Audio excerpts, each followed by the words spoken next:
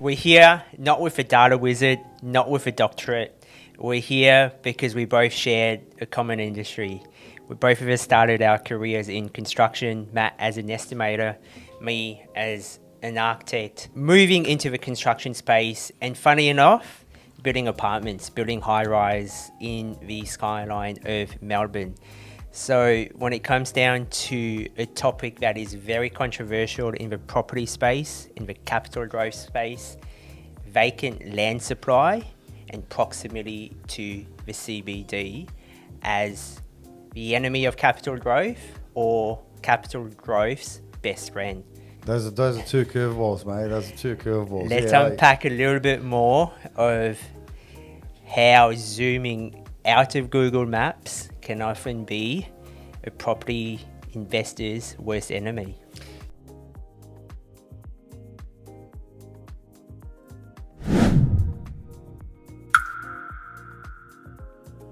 The first topical question, the first heated question, one that both you and I have potentially traditionally grown up with, of the land to asset ratio of buying a 650 square lot will always give you capital growth, and stay away from the good old 350 size blocks, which are pretty much conventional in 2026 and onwards.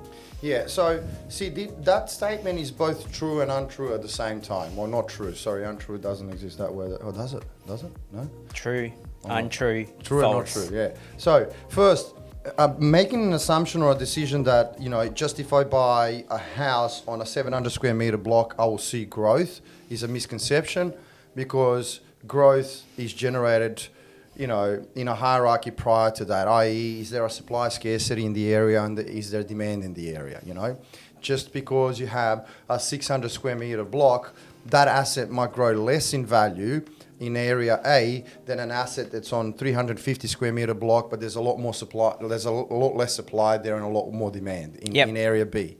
So growth comes from supply scarcity and increasing demand, first in the hierarchy, okay? Now, if I have two suburbs that have the same supply scarcity and same increasing demand, and in one suburb there is an asset that has more land content than in the other suburb there's less land content, so I'm comparing the two assets that have the same suburb dynamics. Okay. Land to asset ratio is the usual thing that's being mentioned. Now, I also, thought previously that land to asset ratio is a thing, but funnily enough, I came across a research article, a couple of days ago, essentially, that it was an academic article, research done on that specific topic, and it actually demonstrates that land content is not a driver of growth essentially in an asset, And interestingly enough, this research we'll definitely share this, was specific, done by Deakin University, one of the researchers out there, and specific to Australia. So proof goes to show that do you get better capital growth from a 350 square lot or 650 square lot? That's what we're going to unpack next. Correct. So, again, it all depends what you want to use the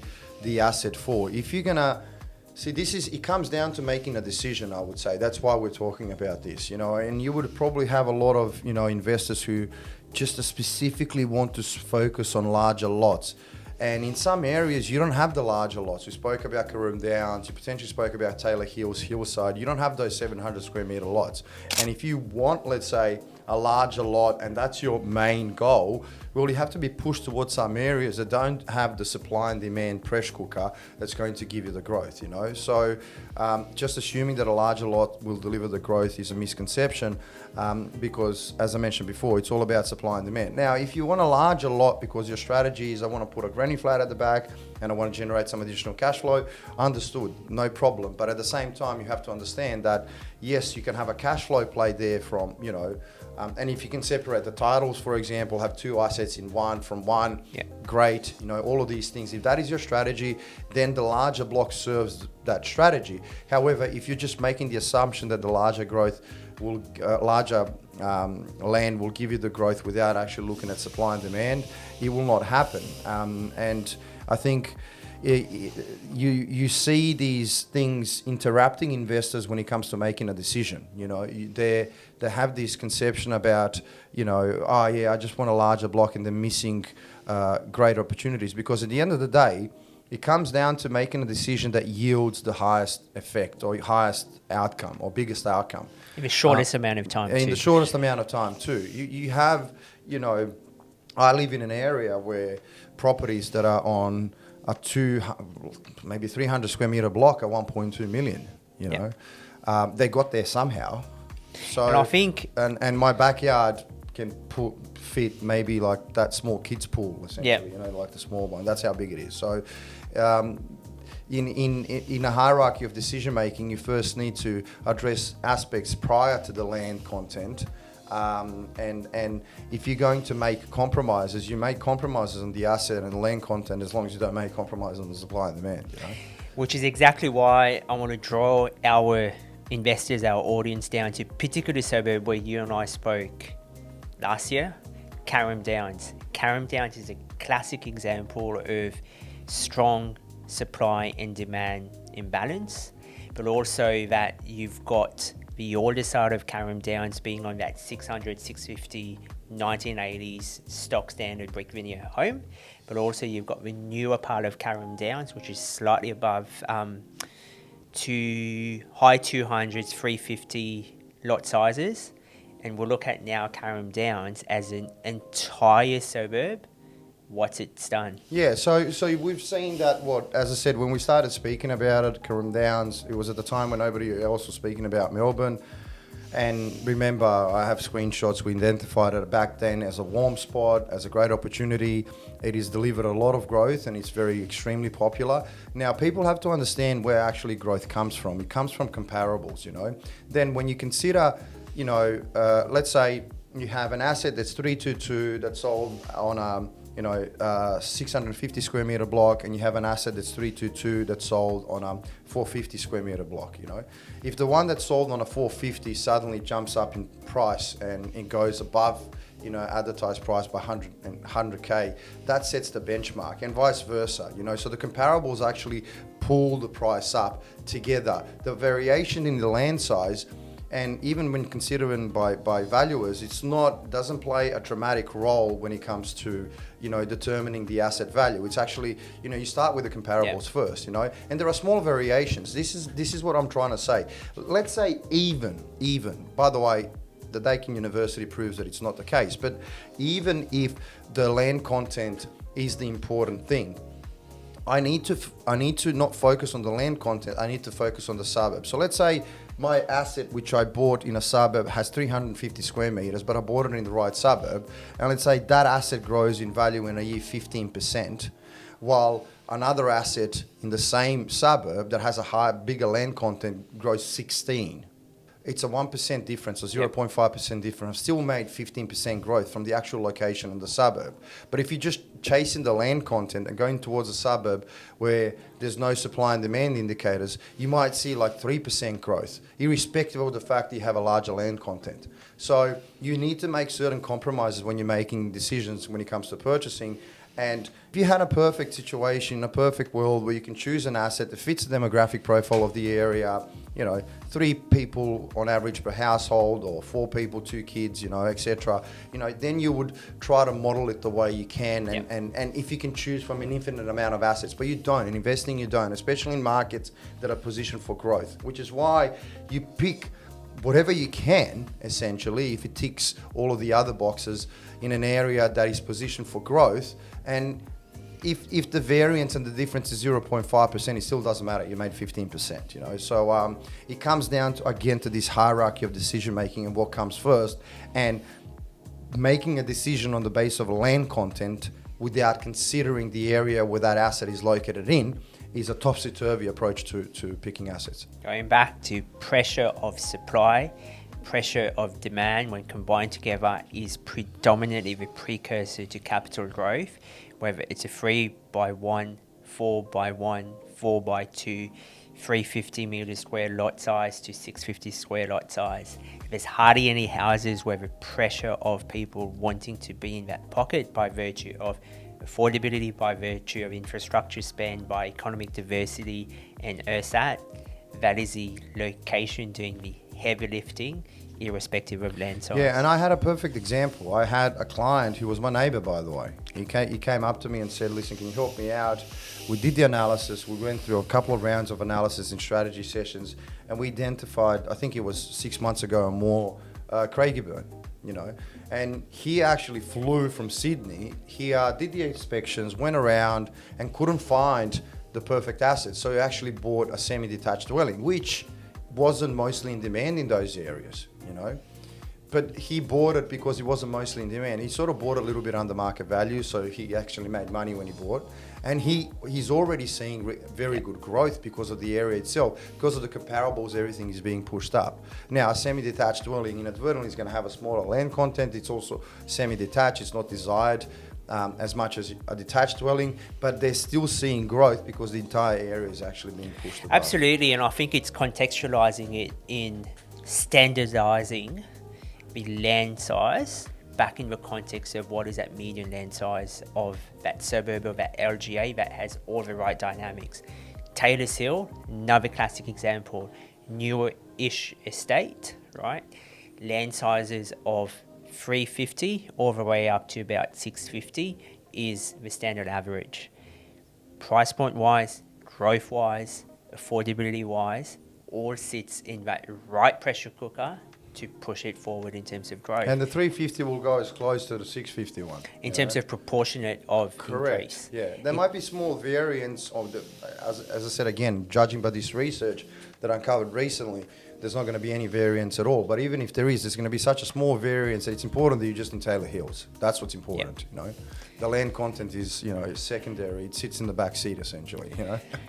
And also now going on the polar opposite of we're not disputing, debating land size. We're disputing or debating oversupply of land. When you're zooming out on Google Maps, all you're seeing is paddocks, green pastures, ample land. That's the other one which trips people time and over again, where the common mistake is looking at one data point, one research point in isolation to... And making a decision on that. Exactly right. I have a bit of an emotional relationship with that one, in a sense that I remember, and you remember this, when I was speaking about the Melton LGA. Again, it was, you tell me, 8 months ago, I don't know, even more. And I remember we had a Facebook group back then. We're now in Mastermind. We had a Facebook group and certain other Facebook group and other members. I remember saying, you know, Matt and HTAG are pushing Melton. There's an oversupply there. There's this, there's blah, blah, blah. First and foremost, they're misunderstanding me completely because Melton is an LGA, but also as a suburb. So which one are you talking about? But as an LGA, within that LGA, there are great suburbs and there are, you know, bad suburbs. But essentially availability of land, and I'll give you my personal example, okay? So I bought my first investment property in southwest Sydney, okay? I bought it when there were green pastures there. The reason why I bought it is because southwest Sydney was branded as the Southwest Growth Corridor by the government. So the government was planning at that time for 500,000 people to actually move into that region. There was a lot of infrastructure spending. The Sydney, Western Sydney Airport was being, well, not at that time actually, I'll tell a lie. At that time, Western Sydney Airport wasn't approved. It was approved later. And I bought, as I said, green pastures everywhere and house and land package, by the way, you know. It was a house and land package, which is, you know, essentially stay away from it, what people say. But, you know, I made close to, you know, I doubled my investment, actually even 150% close to that. So vacant land comes in two formats, you know. There is, you know, people assume just because there's vacant land, they inadvertently say vacant land equals oversupply. And what that tells me that they don't understand that in order to get to an oversupply, you need to have a lack of demand. So it's not just supply, okay? So you need to have too much property, not enough demand. That's when you have an oversupply. So what they're doing is they're jumping from vacant land and assuming that there's no demand right away. Okay, assuming there's no population growth like there was in southwest Sydney. Okay, so that's the first thing. The second thing is the time frame aspect of it. So, and this is the construction background that comes into play that serves me very well. And I work for developers as well as for builders. In order for vacant land to convert to supply, you need about 8 years. You know, you need to rezone, you need to put the infrastructure in the roads, then you need to get building approvals. Then the most important thing for developers is that developers do not build and develop everything at once. Not only because they're very concerned about cash flow, they release things in stages, but also because council can't approve everything at once. So there's a bottleneck at two ends. There's a bottleneck at the development side when it comes to cash flow, and then there's a bottleneck at the council end, which means that everything is progressively introduced. Now, there might be some instances in some areas where there is an oversupply and too many building approvals, I agree. But if it's managed correctly, vacant land does not equal oversupply. And the perfect example is Bowl Plains. If you look at Bowl Plains from Google Maps in Townsville, 85% of that area has green. I don't know what it is, whether it's bush or mountains or wherever it is. I've never been there, but it's green. Okay? And Bowl Plains, as I said before, has generated 60% growth in the last year and a half. So if you want to leave 60% growth off the table, then follow that rule, you know. But the assumption that just vacant land equals oversupply is completely wrong, and I know from my personal circumstance, and we also now see it in Melton, what is happening, you know. And I think key to unpack of how vacant land turns into a turnkey home, which can either There's go like to 5 an stages to owner-occupier or an investor, is, let's face it, you've got to cut your parcels of land. You've got to put the infrastructure in, and what infrastructure is? It's infrastructure from stormwater to sewer, where your shit will go downhill, for lack of a better word. It's all of the hydraulics, it's all of the paving, it's all, exactly. To civil works, to roads, to power, to NBN/internet. Often these vacant land green pastures do not have enough power provision, so you're having to build a substation or micro substation within to bring power in to then feed it off to the estate. I actually worked on a couple of substations.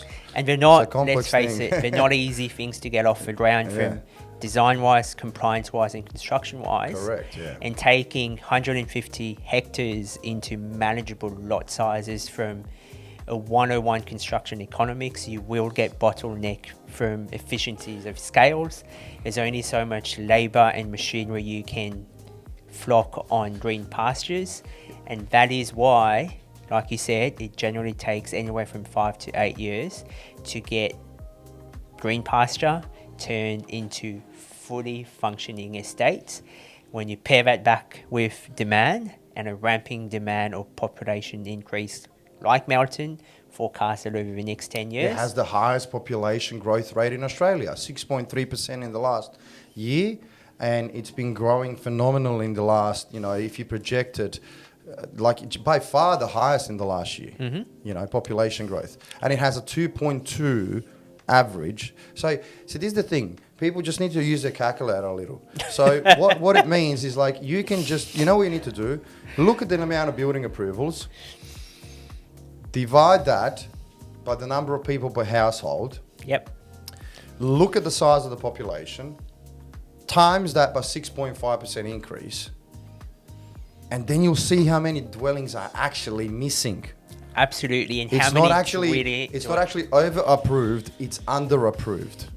And it just requires, so this is the thing, that's what I'm saying. Like, people see green pastures, oversupply, you know, first they assume that it's an oversupply immediately. Second, they don't look at the amount of building approvals that are coming to the market in response to the composition of the household and how many people live in that household. Then looking at the population growth and how many people will actually move to that area, and then just pairing the two and seeing, okay, is there anything missing in this picture? And when it comes to Melton, there's less building approvals than people actually moving to the area. It's absolutely, a simple equation. yeah.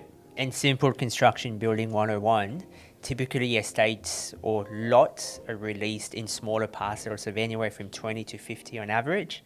When you then pair that back down with turnkey 50 homes coming to market and a booming migration at both local, state and international migration coming in, perfect storm for... Absolutely. I'm a little bit emotional about the Melton subject, as you can tell by my calculator comment. But, but, you know, I am, because you know, I try to stay away from these arguments online. And I know everyone's trying to make money, so they're trying to prove that their thesis is the best. I get all of this, but some of it is really unnecessary. And the reason why some of it is unnecessary because it pushes people in wrong directions. It doesn't really educate them. It just promotes their own motivations and intents, you know. Yep. No, it's not Melton. It's this area where I'm buying. Buy here. And that's what really annoys me, you know. And then because people can be persuaded and they can't actually understand what it actually means to have an oversupply. You know, I was screaming from the mountaintops. You know, like you've been, I was like, green pastures do not equal oversupply, you know. And then as I said, how long does it take to build? You need the demand side. What is the population growth? How many people per household? Is there anything missing? There's so many things you can do, and you can do it literally in 5 minutes. Yep. And what do we see now? When I was talking about Taylor Hills and Melton was, you know, a long time ago. What are we seeing now on the ground? You tell me as a buyer's agent. 900K. 900K. So 322 was sold for 900K. Yeah, man. Like, I mean, I should get a medal. So what does this testify? Let's unpack this a little bit more, right? Yeah. What is a gold medal? Why should you be getting a gold medal? Or if not, even above a gold medal? Yeah, well, What are you so excited? Because I am excited, and I know you are, and that's why we just wanted to put it. And this is raw, emotional, unedited content for you guys watching. well, yeah, we spoke about, as we said before, we spoke about this area 2 years ago, and when we spoke about it, the 3-bedroom was, I think it was below 700, and we said that Taylor Hills is probably had the best data set in Victoria. I'm actually shocked that it's sold at 900. Yeah. So we're talking about 200K minimum. Yeah. So for the naysayers out there who says that a 20K, 25, 30K buyer's agent fee is porcupine, it's overspending. No, think about this. Like, okay, so this is the only for sale sign we've seen walking around, yeah? So buyer's agent would have had to come here and would have had to, well, buy the property, which means negotiate it, enter. We would have had owner occupiers actually competing for that asset. It would be very difficult to source this asset. But if you do source it with the skill set of a buyer's agent, like you make 200K, man, in a year and a half. Are you serious? How many 200K earners annually exist in Australia? That's top 1%, yeah? And you just and made your that from typical average income earner is on the 80, 85. Correct.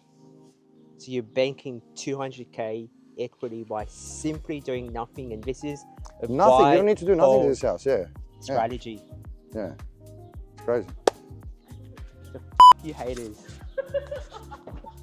Taylor's Hill has gone rampant from an owner-occupier perspective, which is great to see. And owner-occupiers from first home owners at the lower entry point to the upsizers of established families of typical profilers, working class, 40 medium age-wise. Kids are in that transition from primary to secondary age, looking for a larger home, and often the homes that they walk into are $1 million homes in Taylor's Hills. So there's enough of a gamut, enough of a range for first home owners. And what's the days of market? 21. If not less. It's not, If not less. So it's behaving like a hotspot. There's supply scarcity, extreme affordability. It's very affluent. It's a great investment location. It is dominated by owner occupiers because of the price point. But at the time when we were looking at it, I remember it was $750. Absolutely it's not right. $750 anymore. No, it's $950. Correct. I would say on average, Yeah. would be that. Oh, I'm price saying point. 750 average. You're right. Yep. So I'm averaging the 3-bedroom and the 4-bedroom because I have screenshots. I remember looking at it. You know, so okay, if you want to leave 200K off the table, no problem. You know, are there any suburbs in Melton that have an oversuppliers in a sense? No, sorry, oversupply. Too many building approvals, absolutely, and that is a concern. Yep. But there's no. It's not like an infecting virus that infects everything that it touches, because that would then assume that every area is going to grow at the same rate. I think the only thing that it will infect, where is your opportunity cost of capital growth and equity uplift in your bank account, basically plateauing, is the infection of what it's going to do, Well, right? Yeah, I mean, I'll look at the disparity in 3 and 4 as well. Exactly right. Now, on the total opposite, we're going to where land supply is restrained, non-existent. We're going on a bit of a property myth of 10, 15 kilometers of a major capital city, buy there, buy blue chip, buy location, you'll do fine in terms of capital growth. Yeah, I understand that thesis, it's a security thesis, but it can't be equated with a growth thesis, because we saw in Queensland that regional towns actually delivered much more in the last couple of years than Brisbane. Yeah, so that's been proven. Okay, we saw that Mildura in Victoria has seen the largest growth rate in the last year. That's a regional town. Mm-hmm. Yeah, so when I was looking at it, it was 8%. Probably it's changed now. Other areas caught up, but for a while there, Mildura was leading the pack. Yeah. Yep. When it comes to Perth, the GCC, the Greater Capital City region, has grown the most. And that might even turn out to be in Melbourne, but we'll see. I think Bendigo and Ballarat might play a role here later down the track, So bottom line is, we did an analysis, actually Alex did an analysis, where the distance to the General Post Office, its correlation to growth. And it plays it's very important for price points that are above 1.2 millions, which means that they're already in the GCC region. Yep. So which becomes a moot observation, in a sense that distance to the General Post Office plays a role for price points that are anywhere close to the General Post Office. Mm-hmm. So it's not significant. Bottom line is, we see in many different regions that there are enormous growth happening, and we can't just say blue chip, because there are different people out there. Some people can afford 450. Some people can afford 750. We just looked at Toorak, for example, and I don't know if you can remember the chart, but I can guarantee you that its growth rate was lower than Taylor Hills. Absolutely right. Yeah. Now, how did it get to 3 million Toorak? So it got there by either starting from a higher base, which is most probably the reason. Oh no, we're looking at Williams Landing, sorry. So we're looking at Toorak and Williams Landing, So bottom line is just, blue chip, buy, the supply scarcity there, there's a lack of land. I understand. I call it a protective strategy, as in you're protecting your asset base or your capital base. And the cash on cash returns might be higher. What I mean by that, 2% on a 3 million growth for your deposit might be a larger return than a 10% on a 700K. But if I'm talking about the growth, as in growth in that asset just as a percentage base, it's a complete fallacy that blue chip grows the most, because it's hitting the friction affordability point anyway, so it doesn't have any room to grow. People can't indefinitely buy, houses in Double Bay, which is in Sydney. Yep. Median value, 5 million, And here we have it. We've used or gathered architecture, construction, property, development, estimating, all in one episode. I think it's just common sense. We gathered common sense. I guess it was just we're trying to use our head.